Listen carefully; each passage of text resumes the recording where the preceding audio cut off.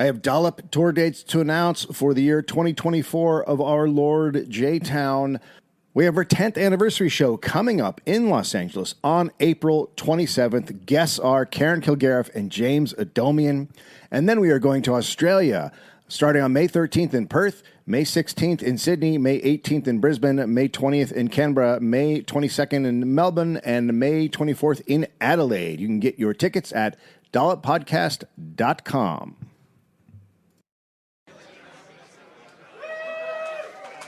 Hello, Rubes. Welcome to Meltdown. It's the live Dollop. Here are your hosts, Dave Anthony and Gary Reynolds.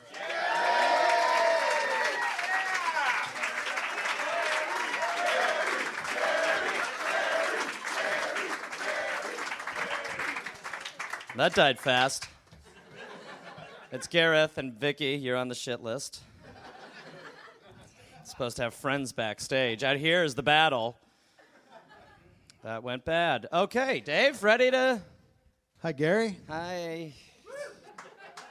Welcome to the Dollop.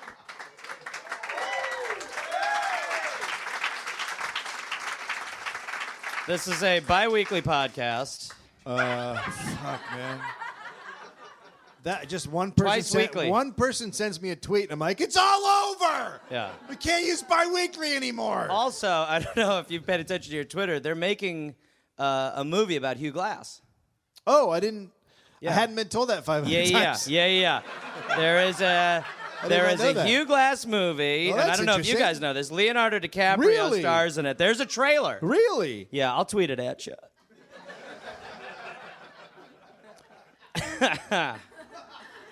Stop texting. So, who's texting? Is someone texting? Buttons. Oh, people are taking pictures. Buttons is They get texting. their, oh, you got Periscope. Here we That's go. Seifert. He is my. Seifert. He thinks he's my boss, but it's actually Mark Maron. Here we go. That's basically my attitude to you a lot of the time, Dave. This guy's right up in here and way too casual. Yeah. Yep. This ends in bullets. What? Oh, yeah, fucking Reanimator. There you go. This kid over here is going places. Reanimator t-shirt? He's fucking way ahead of half of you. How many people have seen Reanimator? Yeah. Oh, that's terrible. That's fucking terrible. It's a terrible ratio. This whole show's shit. And your guest is Al Madrigal.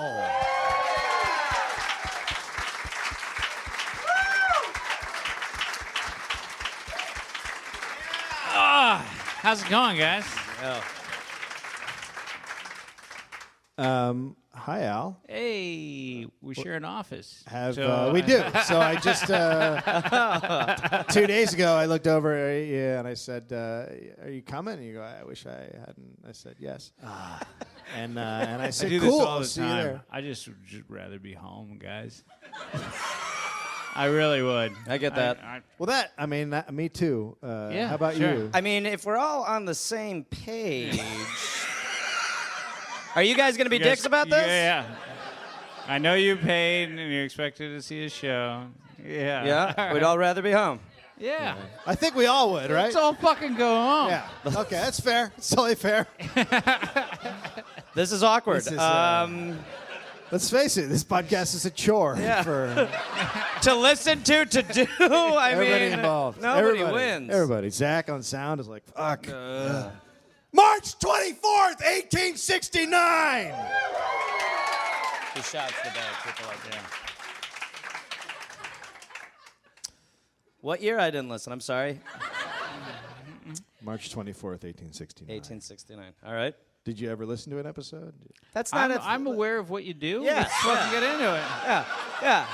I don't have to have a fucking He's in the t-shirt. house. Yeah. He's got a t-shirt, bro. Did you watch The Daily Show before you did that? Yeah, of course. Okay, that's cool.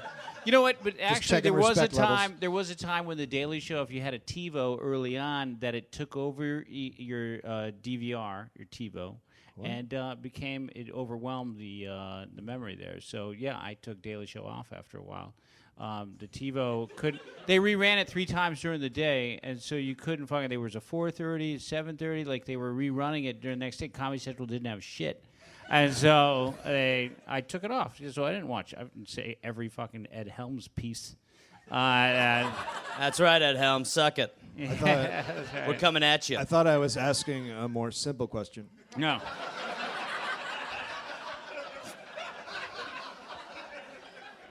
You should explain really quick, just for a second, how I met. He's one of the first guys I met in stand-up comedy. Yep. in the old Cobb's Comedy Club, there was a list where they used to San rank. Francisco. They used to rank the comedians, Uh-huh. and I remember walking back, and we had never met, and I think he was like looking at the list, scowling, and Wait, maybe Dave? just looked at me and like, can you believe this fucking shit? Sorry, this is Dave I was like, Anthony? yeah, Mr. Positive, This guy- cheery. oh, yeah. That it used to be seems- very different. You really balanced out. Yep. All right, but go ahead. March 24th, 1869. Alfred William Lawson was born in London. 3 weeks after his birth, the family set sail for Ontario, Canada. That's what you want to do when you have a newborn baby. Get on a boat. Yeah. Well, those boats then were very healthy. It was sort of like a nursery. Yep. Yeah. Right. Just letting your child play with scurvy for the afternoon or something. Go play in it. Doctor recommended. 3 years later, they settled in Detroit. His father's plan was to open up, quote, a one-man factory for the weaving of rag carpets in order to earn an honest living. That's his dream. Yeah. Also, not a factory. That's like. That's a dude doing the thing. That's a guy. Yeah, That's like being like, I'm a one-man party. Yeah. It's like, it's, no. Eh, that's not not really. true. You're not really a Yeah, party. No, you're not a factory. No, you're a guy. Yeah, you're a man making things. You're a sad guy making rugs. I'm a factory. I'm not crazy. Alfred claimed his father received a diploma from Oxford University in electrical engineering, invented an early electrical engine, was a Shakespearean actor, and a preacher. So that's definitely true. I don't see how it can't be. Of his mother, Alfred wrote, "Oh God, it's awful when these women get hold of you. Oh God, it's awful when these women get hold of you. The poor devil had to become a preacher to marry her." Wait, what's happening right now? What is that? That's something he wrote later about his mom and his dad. About his mom's dad? No, about his mom and dad. He clearly, He talked shit about his mom. but not his dad? No, his dad was a preacher. Didn't want to be, though. Had to do it because of his mom. Okay. You know what? This is fucking, it's like he's doing an 80s comedy act about marriage. Yeah, yeah. My mother don't respect me. The only records of Alfred Lawson's early life are from his own writings. We'll find that Alfred calls Alfred a lot It's not a red flag. and talks in the third person about him. Alfred's elementary school teachers said he was the most unruly pupil that had ever attended the school, and that he believed he was there to instruct the teachers, frequently questioning the teachers' Wait, can we just stop right facts there as real quick? lies. Because when we were in our shared office, an old travel agency up in La Cañada,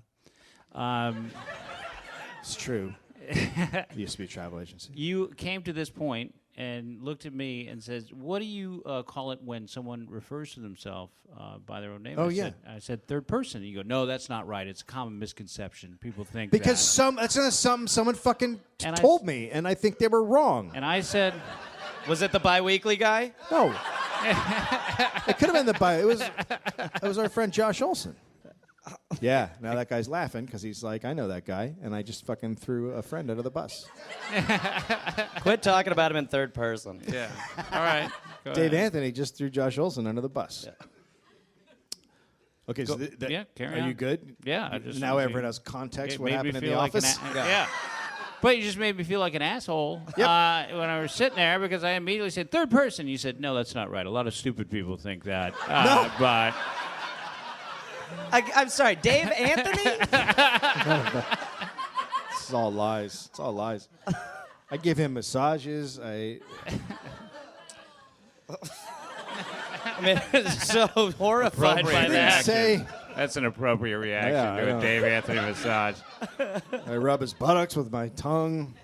That's not rubbing. Okay, back to school. Alfred believed he was there to instruct the teachers, frequently questioning the teachers' facts as lies. He sounds cool. He sounds like a cool customer. Happy, go lucky. Easy to teach. Fun in a class. Yeah, easy to teach. Although what they were teaching him was probably insane anyway. He was probably right. It's the fucking 1800s, so it's just all bullshit. Yeah. They're like, a wizard does live in your heart, Alfred. Enough. Stop it. It's medical science.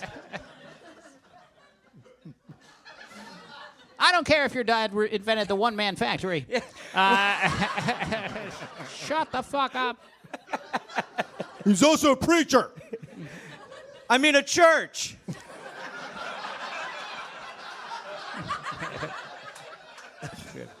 He had the first rug church. Yeah. Life with classmates was one fist fight after another. He lived by the motto... Whose heart is breaking right now? He sounds like a fucking asshole. He's a fucking dick. He lived by the motto, be sure you are right or don't fight. So he's great. Then he left school at the age of 12. What more does he need to prove there? I mean, shit. He supported himself with various jobs: newsboy, shoeshine, painting furniture, barrel maker, farmhand, hotel bellhop, blacksmith's assistant, and door-to-door sewing machine salesman. He literally sounds like a montage. His life is just... A montage that ends up just surrounded by change. Yeah. Wait. Alfred. You didn't say vacuum cleaner, did you? No, sewing machine. Oh, okay. Still. No. I often hear vacuum cleaner in my head. You okay, Al? Yeah. Alfred wrote of Alfred, the mother of Alfred Lawson. That's how he writes. He writes his full name. Right. The mother of Alfred Lawson persuaded him to go to an industrial school to learn a trade when he was about 13 years of age. While there, he learned to make coats and design clothing. He completed the trade school when about 17 years of age. That's what Alfred said. But the Detroit Free Press reported that on April 30th, 1882, when he was 14, he was sentenced to reform school until 18 years of age for larceny. But both can't be true. You're going to have no idea what's happening. He got out of reform school in 1887. Alfred started pitching for a local baseball team. That always ends well in the Dollop episodes. He pitched against a league team in a game and won with a 2-0 shutout. He was then approached by the league team manager and offered a contract. He pitched around Indiana and Illinois for the next 3 years, and by 1890 was hired by a minor league team called the Wilmington Delaware. They were called the Delawares? They just named themselves. They were like, let's call ourselves the Wilmington Delaware, which is a place. But that's what they went with. What about the Giants? No, we're the Wilmington. We're the Delawares. No, just Delaware. Okay.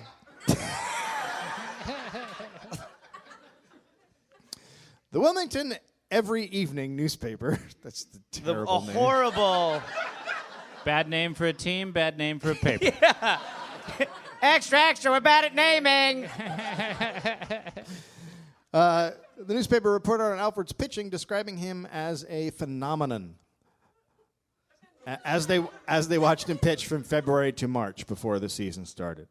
On opening day in April 2nd, 500 fans plus the mayor, city council members, and the governor were there to watch his minor league debut. Wow. Yeah. All right. Lost 6-2. Shame. Then he pitched in a 12-1 loss to Syracuse on April 19th, a 15-0 loss. After 3 more losses, he was released by the team. Why? Character issues? Yep. You wanted to time that sip right, and that just got fucked up. It didn't work. On May 6th, he signed with the Boston Bean Eaters. At least they're trying. Yeah. Exactly. What should we call ourselves? The Boston, Massachusetts.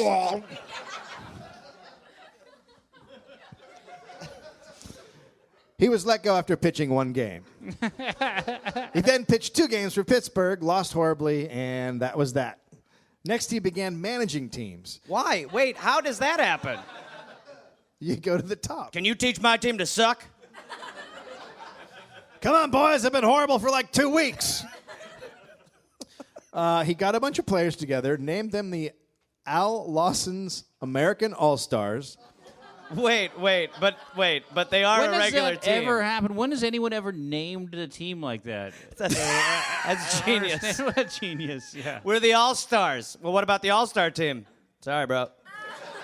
Taken. Fuck it. Just came straight out with it. They're the All-Stars. Yeah, we're the All-Stars. And he went on a tour of Cuba. They lost all but one of the 6 games. Rumors swirled that the team was frequently drunk in Cuba and threw games. When questioned by reporters, Alfred replied, "No, sir. I want to say that my boys behave themselves at all times, and any talk you may have heard about them throwing 3 games on purpose is rot." Such a specific rebuttal. Oddly specific number. Yeah, like, you think we threw 3 of those games? He's like, no, I was saying 5. Wait, why? Did you just throw 3? What? No. That woman wanted it. Where'd Wait, you what? get that number? Crazy, you're crazy. Are you looking in my head?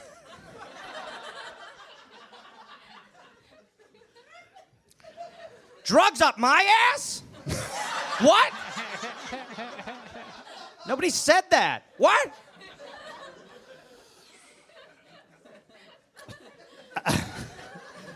Alfred's baseball career continued for 9 more years. In How?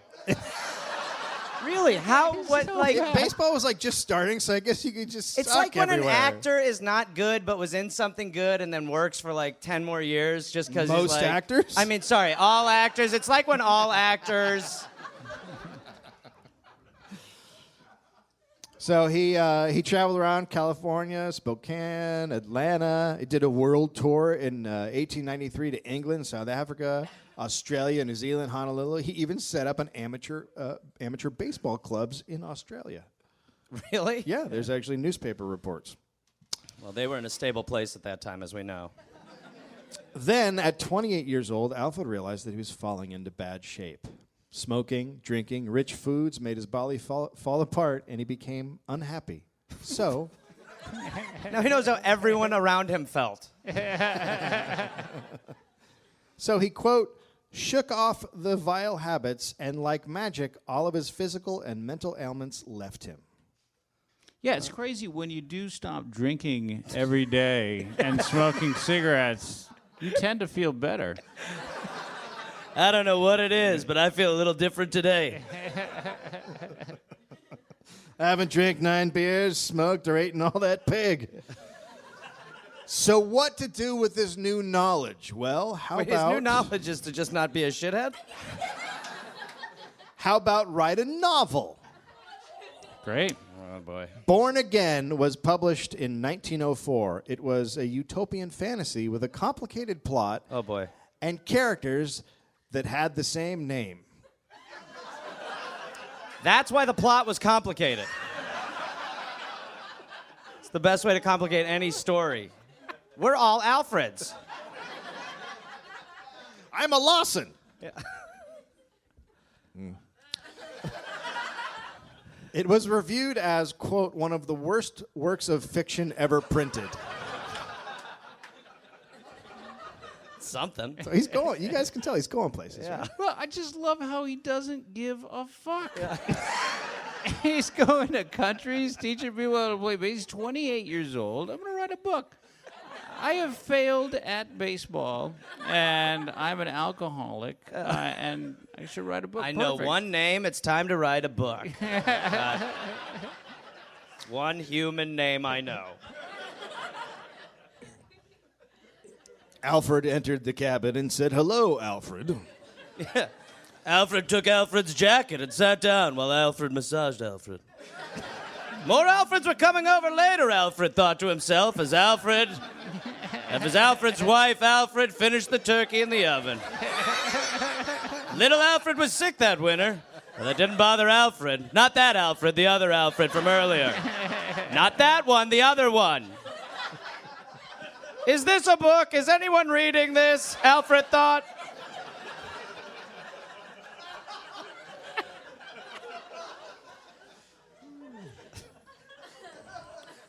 So he could write, and he had no experience with planes.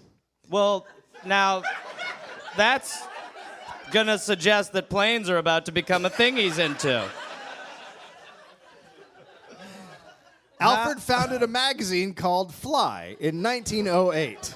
Wait, before knowing how to fly? Anything? Yeah, he didn't know how to fly. He had no aeronautical knowledge. He just went, I guess planes is a thing now. It's 1908. What I think flying is. The magazine. Every article by Alfred. And a foreword by Alfred. Glenn Curtis had just achieved a 1-mile flight, and the Wright brothers had made their first public demonstration. So why not start a magazine? I mean, that's real early in the game. That'd be like It just happened. I got to get in on this. Do you want to see Laserdisc the magazine? I got a good feeling about this. Fly was very successful. Wow. It wasn't. What? It wasn't very. It was. Oh, it was. Holy shit! He did something right. You were like, I'm finally. gonna correct you there because everything up to this point, This shouldn't be happening, this right? should not be happening. But Fly took off. Let's see what we got. In a year, it had a circulation of 6,000 a month. He then sold Fly to someone who made an offer, moved to New York, and started a magazine called Aircraft. It's just, But he just didn't doesn't- the guy who bought it have like a no-compete clause? Yeah. Like, Yeah. okay, thank you. I hope your life works out. I have Fly. Yeah. I'm also starting Fly. Wait, what? Read that contract, asshole. Within a few months, Aircraft was recognized as the leading authority upon aeronautics in America, issuing... But he doesn't know anything, right? Who cares? Everybody. Can't a man succeed? Okay. He was issuing 14,000 copies a month in November 1910. Alfred actually coined the term aircraft. Aircraft. Yeah. Wait, well, he was in Germany for a minute? These are aircraft. Aircraft! Inside the aircraft. He not only came up with the term aircraft, but he trademarked it. That and airliner. He predicted that, quote, the flying machine would carry more than 50 people, would be able to stay in the air for 5 days. This guy is- And be capable getting of there. crossing oceans. The magazine had articles for the average reader, like why ladies are and should be interested in ballooning. Yeah, and normal, yeah. Sorry, ladies, the plane's a little crazy for you. You should be in a basket under a big bulbous thing. Get in this helium basket, lady. And how to build a gilding machine. He believed A that factory. a one man. Yeah. He believed that, quote, the time will come when all national boundaries are wiped out and there is but one people left in the world. Aerial flight will be a big factor in breaking down these foolish national barriers, which cause men to fight each other like wild beasts and will help to unite them in one big family. Airplanes. Yeah, that's right. There's a country boundary here, but we're free. No more countries. No more countries would just be really weird. No, there's a thing in the sky. Oh, no, we are all the same. Now, it's not aircraft, it's aircraft. From a 1913 article in Aircraft, quote, flying will develop a superior quality in mankind as far in advance of the present man as the present man is in advance of the ape. Sorry. No, not his best stuff. Yeah. It's messed up? No, not his best stuff. We've heard better from Alfred, which is really saying something. By the year 3000, a superior type of man. I will mean, have what a begun- fucking asshole to go to the year. Like, Back to the Future was like, had balls to go to 2015. This guy's like, in the year 3000. That's great when you can hear a faucet turn on after a joke. You know, things went good. That was just a guy going. A superior type of man will have begun, the Alti-Man, a superhuman who will live in the upper stratus of the atmosphere and never come down to Earth at all. An alti man? How Yeah, do the we know Alti that's Man. not happening Right. now? This is up We don't 800 know. years away. That's true. Or so, That's whatever, the good it thing came about out. a prediction like that. A nice buffer when you die that nobody can call you on No, shit. who can call him out on it? It's Men will live in space. Alti men. Regular men will be earthbound. There'll be no countries, and everyone will be named Alfred. All right. Alfred learned to fly in 1913. He became the first airplane commuter in the country to fly his own plane, flying 35 miles from New Jersey to Manhattan. When the U.S. entered World War I in 1917, Alfred secured financing for an aircraft plant in Green Bay, Wisconsin. Fuck yeah, he did. Yeah. I like the Green Bay Packers a lot. But you're from up there. Milwaukee. Right. That's up there. Why is this so awkward? It Well, just you- feels like You just got weird. I did. I think people were expecting something funny instead of like a strange factual Don't they stare. understand I'm the straight man? I don't understand. She took that bait. You're very vocal, my dear. What did she yell out? Yeah, right. No way. Azalf. Alfred made 2 fighter plane prototypes for the War Department, but orders for the Lawson armored battler were rejected. He wrote letters to Congress throughout 1918 urging an immediate increase of $1 billion in funding for aviation. Jeez. That's like all the money back then. Yeah, sure. And a little bit for hot air balloons. For the wife. ladies. For the ladies. These are man planes. Yeah.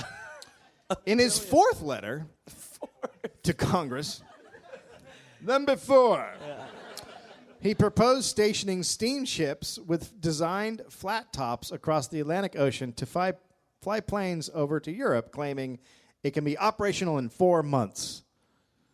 That's a good idea. That's not a bad idea. It's an he's talking about aircraft Yeah, carriers. which- They got to be considering letter number 4. Yeah. I mean, they're it's a solid idea. This one's not bad, you guys. The first 3, the $1 billion Garbage. shit, was Yeah. just, "Ooh," but Yeah. I think we did some flat shit out there. Quote, flat shit out there. The war ended, though. Shit. I know. There'll be more. Yep. Don't you worry, Alfie, baby. Lawson Aircraft reorganized into Lawson Airplane Company and the Lawson Airline Transportation Company. The company's first passenger plane built was the first built specifically for commercial passenger travel. It had 2 400-horsepower engines holding 2 pilots and 16 passengers, all seated in upholstered wicker chairs. Oh. Luxury. Right? Nice wicker seat. Get on that plane after a long commute. Just getting some Relax wicker. in the wicker. Oh, God. Just getting something that'll burn quick. Yeah. Something if the shit hits the fan that you won't have to wait around and plan for anything. You'll be gone. Wicker. One of the airplane Wait, designers. it's light. It's the only thing he's done that's made sense. I get that it's light. I get that it's light, but it's still wicker. Yeah. Aluminum's light. All right, what do you do next?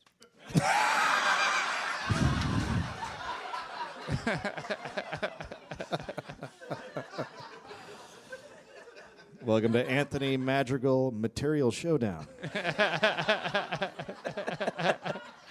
What about feathers? One of the airplane designers, Vincent Bernelli, described Alfred as, quote, perhaps the craziest man I ever knew. He was a wiry megalomaniac filled with nervous energy who didn't need alcohol to get high. His ego kept him floating in the clouds. He was a cross between a crackpot and a genius. That's loaded. That is loaded. Yeah, I don't know what I mean. It's concerning.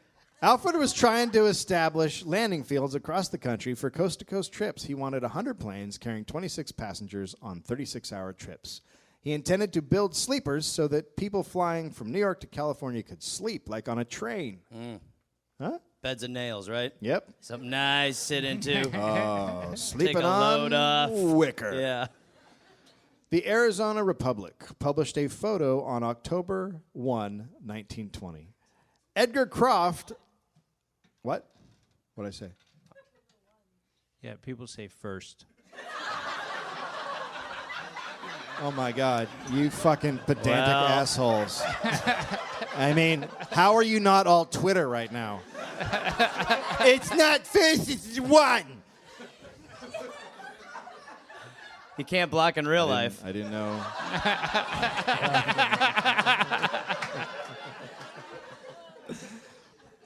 I should have written first. You're right, but I wrote 01. I apologize for ruining the podcast. Edgar Croft, a newspaper reporter. This is a photo. Edgar Croft. What date was this on? October 1st. A newspaper reporter was shaving himself with a straight-edged razor while flying on a Lawson airliner. Wow. Jesus. Mr. Croft said that he found it much easier to shave himself on a modern Lawson airliner traveling at 120 miles an hour than he did shaving himself on a railroad train moving at 40 miles an hour. What about regular land? Why is he even rolling the dice up? I mean, what? It's such a better shave on the plane! Because when I was on that railroad car, I had to get sketches all over my face. Who's like testing that? What about- You know, it's not easy to shave on either. Hey, have you thought about shaving when you get there? No. Of course not. I'm out of my mind. Time for the balls.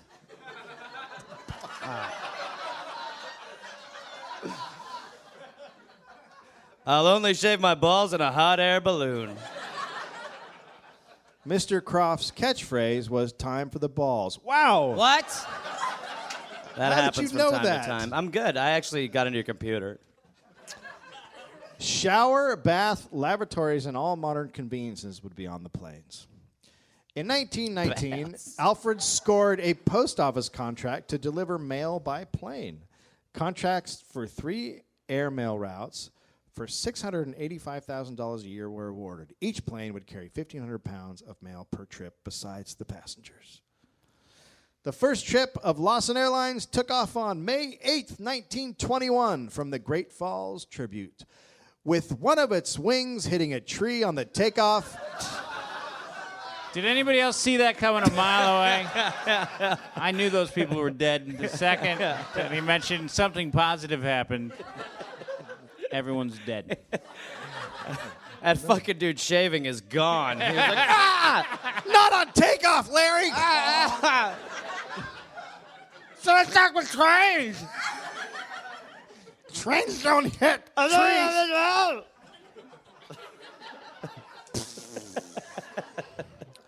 With one of its wings hitting a tree on takeoff of what was to be the maiden trip, the Lawson Airliner Midnight Liner Deluxe, valued at $75,000, crashed 50 feet to the ground Sunday.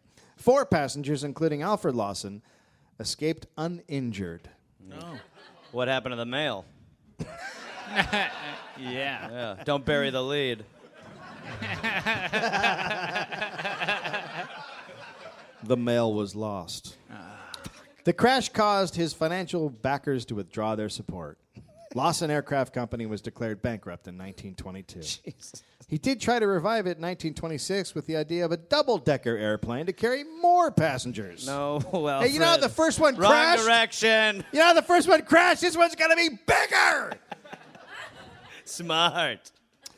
He also tried to create a New York to D.C. double-decker bus route, trying to patent the double-decker bus, but nothing materialized. Then Alfred started writing books. Not again. Rather in pitch. The first 2 volumes of Lawsonomy. Lawsonomy. Like astronomy, but Lawsonomy. Oh. Lawsonomy. Oh. That's really The good. first 2 volumes of Lawsonomy were self-published. He turned his attention to economics, philosophy, and education. Finally. Lawsonomy is the knowledge of life and everything pertaining thereto. Lawsonomy is based upon life as it is and not upon a theory of what it ought to be. Theory, as espoused by so-called wise men and self-styled scholars, has no place in Lawsonomy. Everything must be provable or reasonable, or it is not Lawsonomy. Lawsonomy treats of things as they are and not as they pretended to be. Facts, not fancies. Truth, not falsity. Knowledge, not notions. It is the foundation of Lawsonomy. How old is he there? Like 32? Yeah, he's not very old. sounds- Yeah, he's around there. You got to And throw he, fair and balanced in that list, too. He thought people like Albert Einstein were full of shit. Yeah.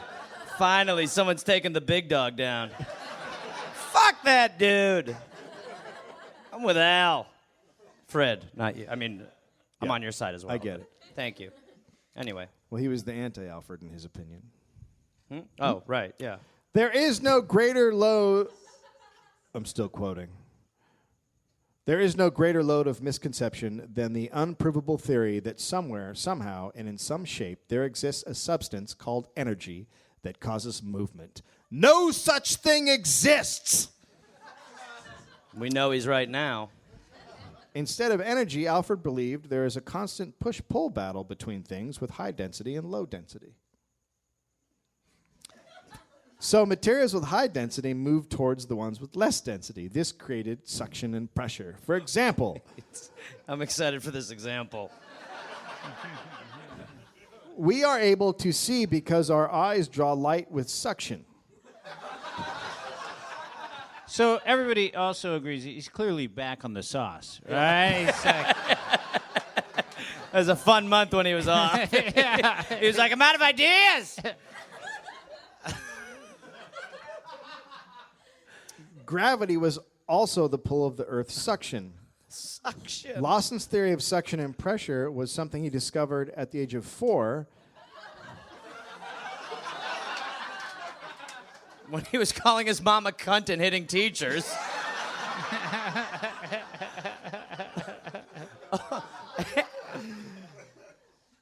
At the age of 4, when he noticed blowing on dust, pushed it away, while inhaling it brought it closer. The story there is he was just inhaling dust. It's like a little fucking... Like a baby genius. Yeah. Alfred, what are you doing? Solving... Physics! I'm doing physics!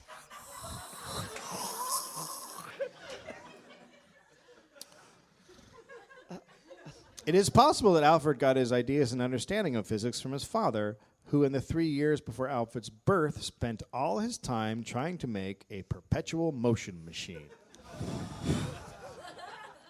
It's always the dad. Yeah. Sometimes the mom, but usually the dad.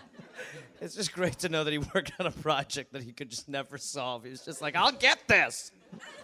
This will One take day I'm going to do it, and it's just going to keep on going. forever. Watch, Alfred. Get away from the dust. Actually, get the corners. Now, as far as the planet Earth goes, the planet is swimming in ether, while the Earth is made of less ether. Since less ether is not as dense as ether, it creates suction through a hole at the North Pole. So, Earth nutrients go in through the hole and enter the arteries of the Earth, which then distribute the nutrients all over the planet. Then they are eventually shot out of the Earth's butthole, the South Pole.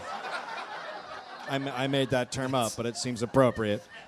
It seems it is a butthole. If it's at the bottom and stuff's coming out of it, it's technically a butthole. You can't be shitting on Santa. I mean, you got to shit somewhere. Right. Yeah, Thank go out you. the other end. I hate when the Earth gets food poisoning, too. Are you familiar with Earth buttholes? Yeah, good. How I taught my kids. How to refer and respect to the planet. I use buttholes for everything. So, That's actually a book you wrote, right? Buttholes for everything? Buttholes. Everything's a butthole by Al Madrigal.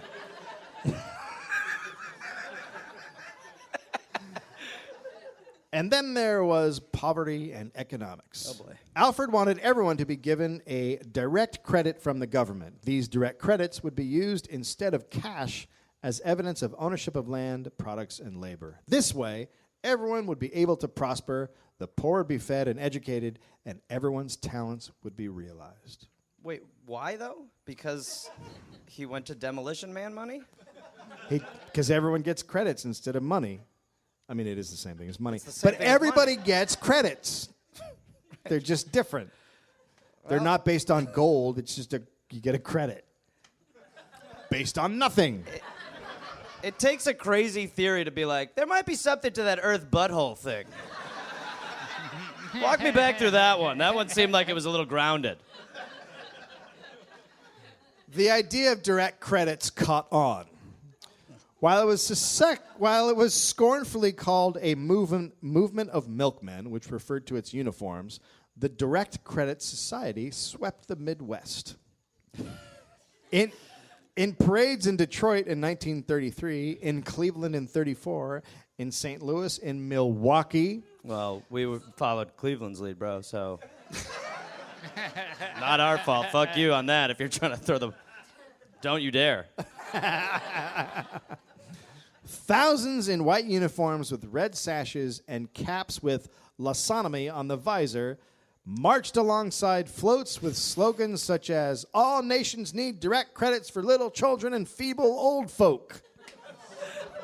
Is this a parade? What is this? What am I watching over here? They graduate from heaven? What's happening?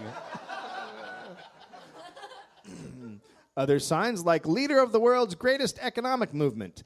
These were preceded by marching bands playing the anthems, "Hark to Lawson," What? "Songs of Lawsonomy," and "A Passenger of Truth."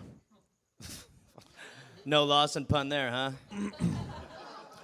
The Direct Credit Society had military ranks for members. Each new member would begin as a corporal, and after signing up 50 new members, they would advance to sergeant.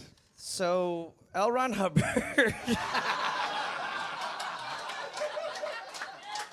heard It's this. Amway. And was like, let's go. They all have to sell soap to their moms. And then if you sign up to 100, you become a lieutenant, and 250 a captain, and so Sure. on and so forth. Right. Lawson claimed 75,000 officers in 1934 and a total of 1 million members by 1936. No dues, but donations were paid to Lawson's Humanity Benefactor Foundation. One former officer recalled later, "My family gave Lawson $8,000 over 10 years. That's the reason we don't have a home." Should have managed his credits better. In this economy with those credits?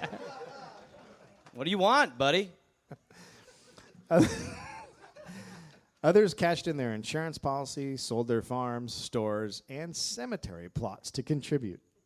What do we have left? Selling a cemetery plot in that time, as we've learned, is not good. That's just like, take the bodies and fuck them and eat their hearts and do whatever the fuck you want. Well, there are a lot of vampires. Yeah. Yeah. A newspaper was started called The Benefactor. The paper once claimed a circulation of more than 6 million, which cannot be verified. Yeah. Claiming shit's fun.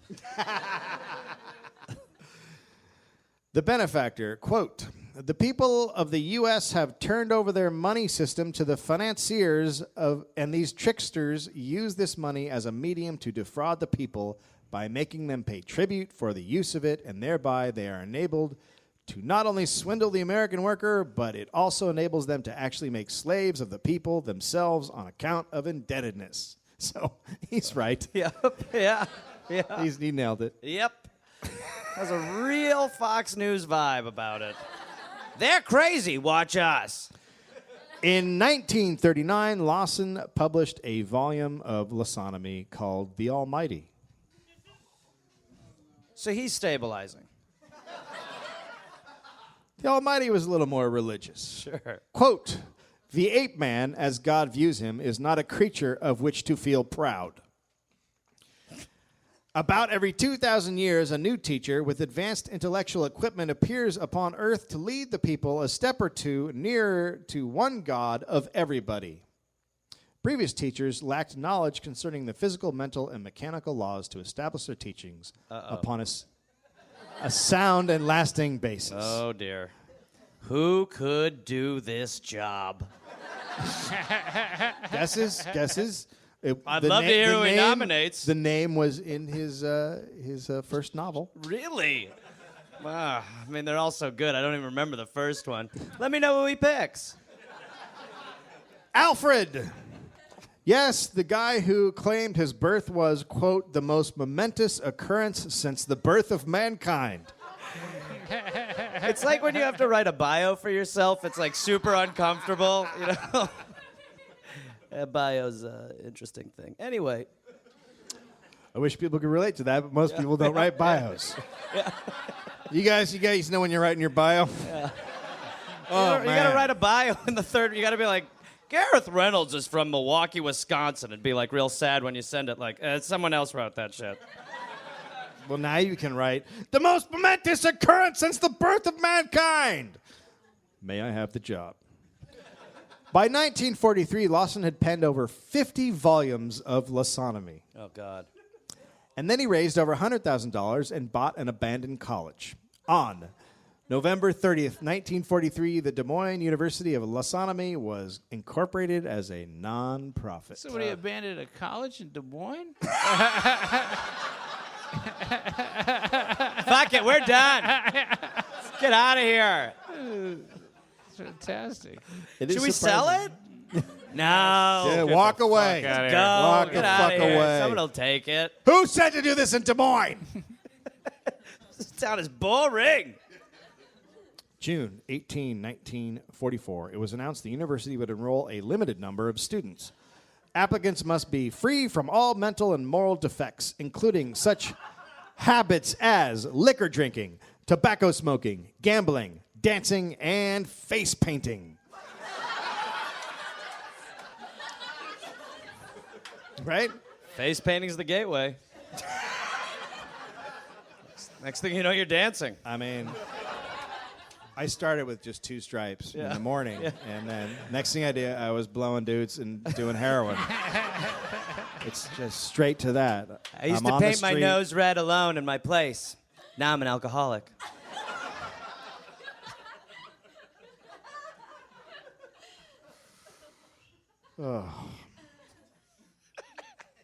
And the college would operate a maternity hospital with a nursery where newborn infants would be brought into the world and taught Lawsonomy from the day they were born. This is really... Tell me about this section! Now, which one of these poles is the asshole? Point to it. Okay, you shit, that's pressure. To get into the university, one had to be, quote, conversant with Lawsonomy literature and pass a rigid examination concerning its principles. A student described classes. You study Lawson's books, read and recite from the books. Cool. So that sounds good. Glad they abandoned that place. No other books were allowed. Yeah, well, why would they be? When the cult. basketball team brought in a rule book about basketball. No. Yeah, they were. He had to write the rule book for basketball? Well, Who's starting Alfred?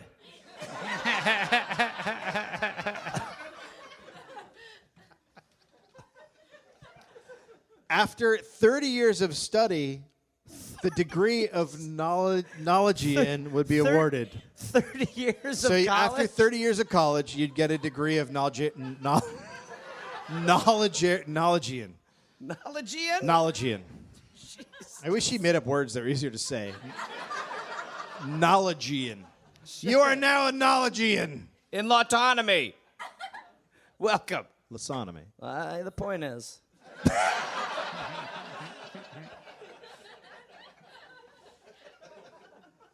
Neighbors living nearby complained about a tall fence that was built around the university. You mean the prison?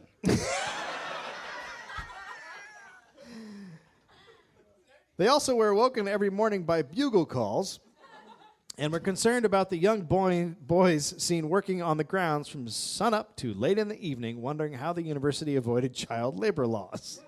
The fence. What? The fence. That's the fence. We're like, yeah, don't worry, we're good over here. Don't ask any questions. Neighbors were also intrigued by the disappearance of the school's coal smoke. Alfred believed it was healthier to bury the smoke than to let it escape from the chimneys. We're all thinking what? You know what? no. You guys are all like, what are you talking about? Because you don't know shit about Lawsonomy. Or Lawsonomy. The smoke stacks were capped and the smoke disappeared.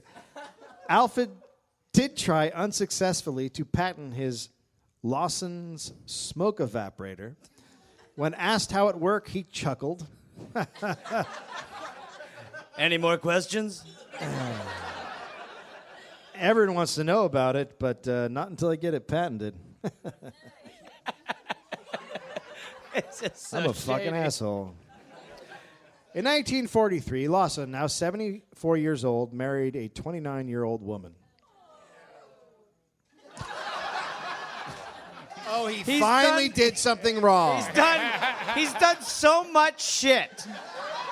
I'm serious. With the way this is going, what do you think was Yeah. gonna fucking happen? What are they gonna talk about? Not buying it.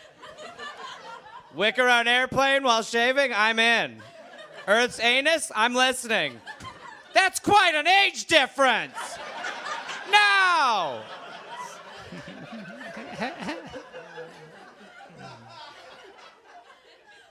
By the way, they had a kid. All right, now I'm back with you guys. AKA another janitor. Scrub the smokeless chimney. He named his son after the character in his novel. Yep. It's a better way to put it all the time. He's named after the main character in my novel. All the characters in my novel. My name. Everyone's Alfred. But the marriage did not sit well with many of his flock. It was followed by a, quote, wholesale exodus of major generals from the organization. Oh, God, what are they going to do without the generals? They've recruited so many. They're so smart. But Alfred announced that about 700 generals asked him to stay as commander-in-chief. Well, that story checks out. No need to dig on that one. Validation enough. The benefactor reported in 1950 that 1,000 churches were being planned for cities in the Midwest. By the mid-1950s, there were 7 outside of the university. The services did not include prayer as Lawsonian God acted only through natural law and did not interfere in ape man affairs. I mean, okay. Okay. I don't understand it. Keep going. Readings and sermons were taken from Lawsonomy books. Sermons were ended with, "Thus saith Alfred Lawson." It's so easy to start a religion. It's just crazy. You could be a fucking idiot. Yeah, apparently. you just got to be like, I printed a lot of things. Get in here. Lock that door. We bury smoke. These are your generals. Anybody hear about Cuba? Good. No? All right, great. We're going to get along famously. Hymns sung included Be a Knowledgian. Be a Knowledgian. Oh, God. And they were like sung as hymns, right? Yep. Lawsonomy will envelop the earth, and we give thanks for Lawsonomy. I would just love to hear those. Just one in. Yeah. Just top to bottom, the whole fucking thing. We are all Lawsonomy. Reading from the book, the new guy's like, what's going on? I want to hear the Be a Knowledgian. Everyone's looking. Now Knowledgian. Now, be a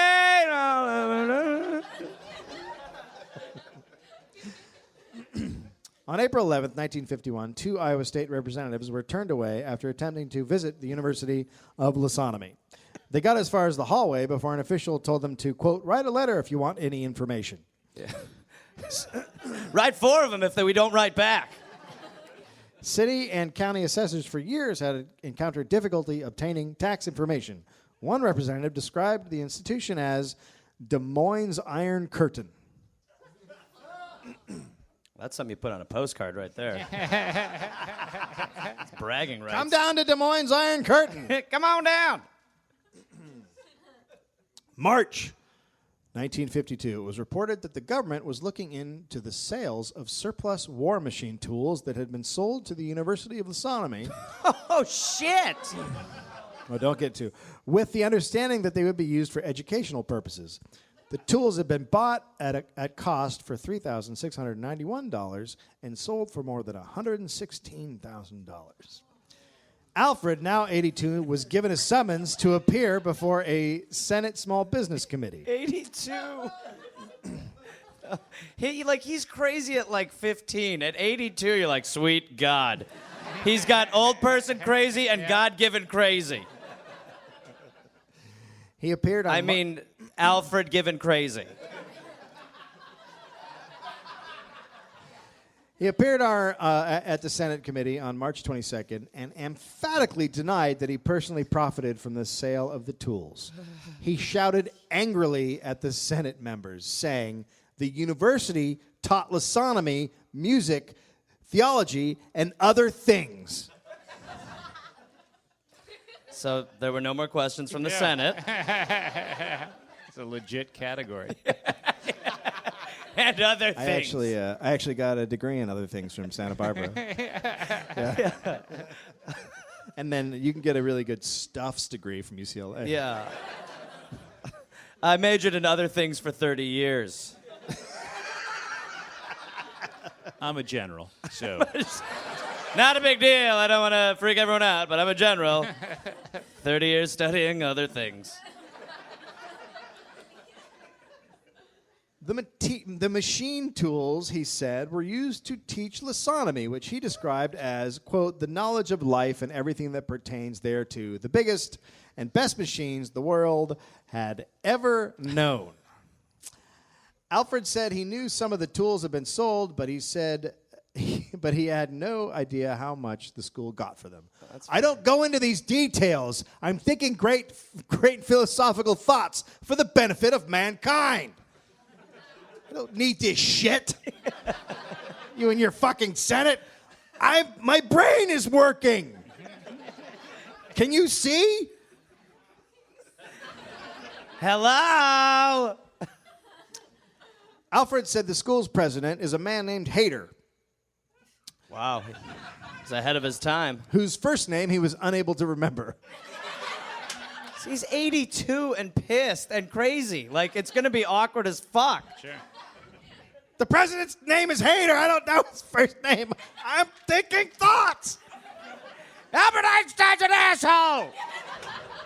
Quote, I have had probably 2 million names float through my brain the last 20 years. I can't think of all these little things. I've written 50 books already in the past 20 years, and that wears on your memory. That is the best thing to say when you forget someone's name. Like, I've learned too many names! I have said that. I've actually met you before. Sorry, man. Yeah. Sorry, bro. At some point, all you see is consonants. Alfred's attempts to explain Lawsonomy to the senators were confusing. So there's other quotes besides the ones you read, right? Yeah. Because those are pretty clear. As he left, he called the experience the damnedest thing I've ever heard in all my life. A senator responded, I don't know whether you're talking about the same thing, but I'm inclined to agree with you.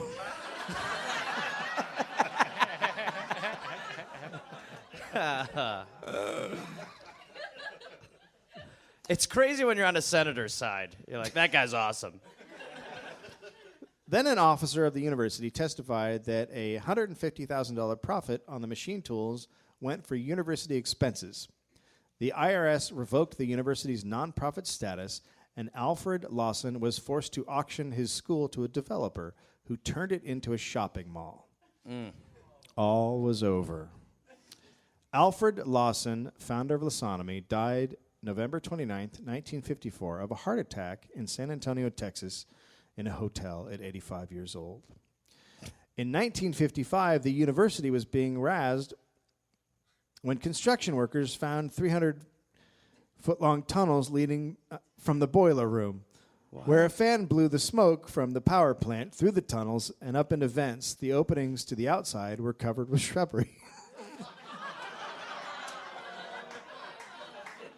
So The smoke evaporator! he's just pumping smoke into... Yeah, instead of out the smokestacks, he just tunneled it through bushes. How? How could he possibly? I don't know, but he couldn't get a patent for it.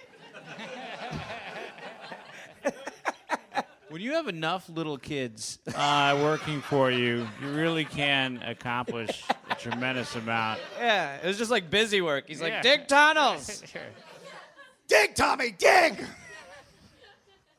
The Humanity Benefactor Foundation owned a farm in Wisconsin where the University of Lawsonomy was then relocated in 1956. 4 students, university officers, and caretakers lived on the farm for years, and around 100 students will hold a reunion there once a year. In 1979, you are absolutely correct in having that reaction to this fucking crazy story, because it's super close to us.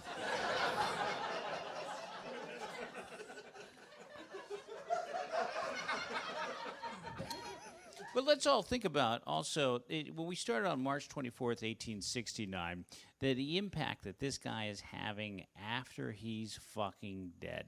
And none of us are going to do that. Not one person in here is going to have the same effect. So he might be just batshit fucking crazy. All right, former baseball player who went on to write a magazine on an industry he knew nothing about. Started a fucking religion, but that religion somehow went on to 1979. So I don't know what we're about to hear, but this is incredible. This is so great. Yeah.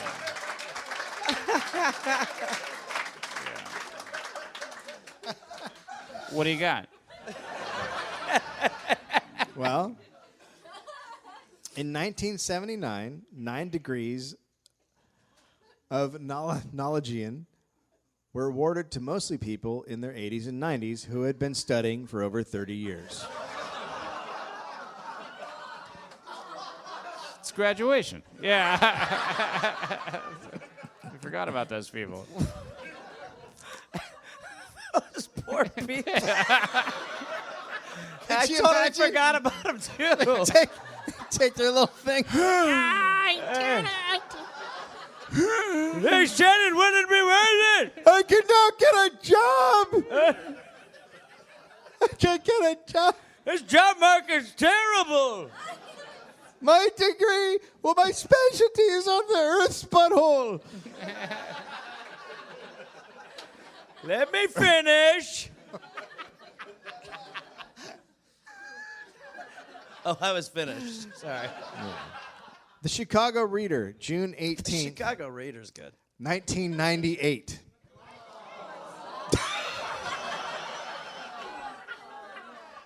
It's fucking horrible when the crazy shit from the 1800s gets this close to us, isn't it? A sign bannered across a fence facing Interstate 94, about a mile south of the first exit to Racine, Wisconsin. Oh, God. That's where you can buy fireworks. That reads, University of Lawsonomy. There are a few signs of life in the empty fields along the road, but on one farm, Merle and Margie Hayden live in the house. Merle directs the university. Marge is 79 and Merle is 78. Both began following Lawson when they were teenagers. You know what? Listen, A lot of you guys are going to hop from fucking job to job. But these people found something and they hooked into it, and this is a very satisfying life. I think we all know what we need to do. Who's really crazy in this story? Huh? Think about that, gang. They are not the last living Lawsonomists in the world, That's Merle fucking promises. crazy. How many Lawsonomists are there in the world? Not enough, he answers. Merle conducts monthly meetings. I mean, 4. Sorry, 4 is the answer. Guys, tonight, hashtag Lawsonomy. And we're going to bring this back. Yeah. Hashtag Lawsonomy. We're trending. We're trending. I don't know what it is. We're doing it, though. Everybody's saying it.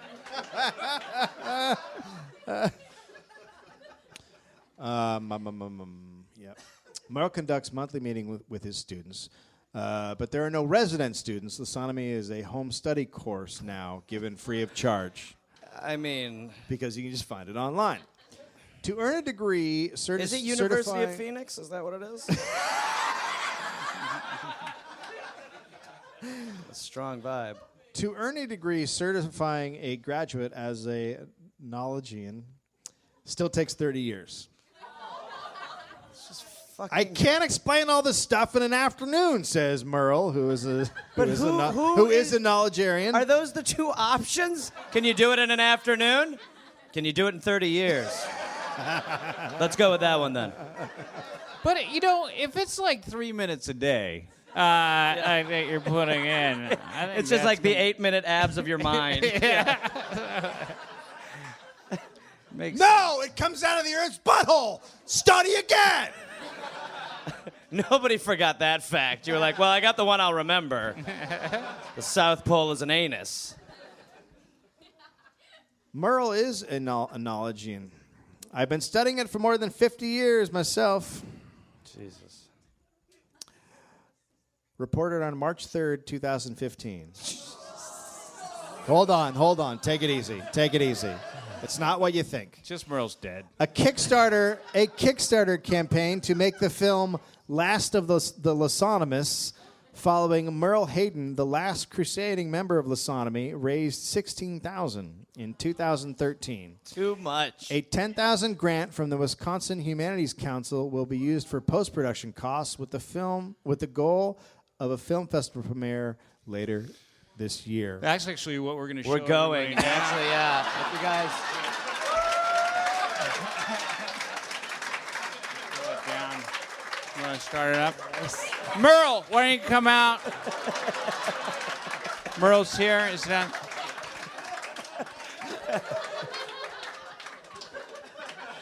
Yeah, the film. No? That would be the best way to do it. Be like, and, by the way, we're on a ship and we're in Des Moines. So, We've been flying there the whole time. yeah. How's everyone enjoying The Wicker?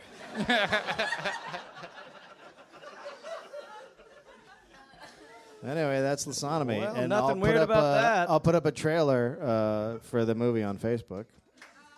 Yeah.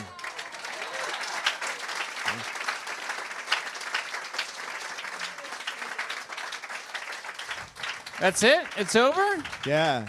Oh, good. Thank Alfred. Jesus. That was... took forever. This thing's really doing my head in now. You're going to wake up tonight in the middle of the night and be like, there's something about that stuff I heard. Yeah. Your I'm going name's to too Des close. Moines. Yeah. Let's all go to the mall. It'd be great to start doing it like through the mall now, like at like the stores. Like, so, you ever wonder what the polls are? You like those sweaters? I was just gonna say, what do you ever wonder what the polls really are? Come in the back room real quick.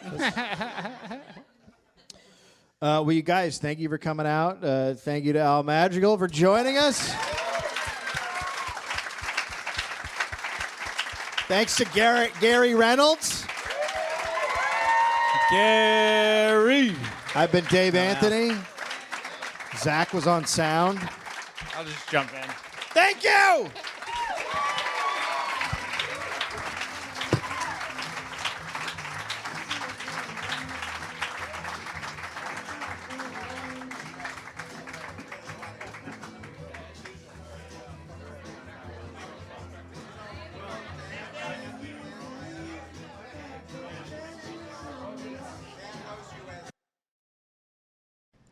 Oh, yes, it's Gareth. Not Gary, stop it. Gare Force. Listen, I've got a bunch of stand-up shows coming up, and I want to see you there.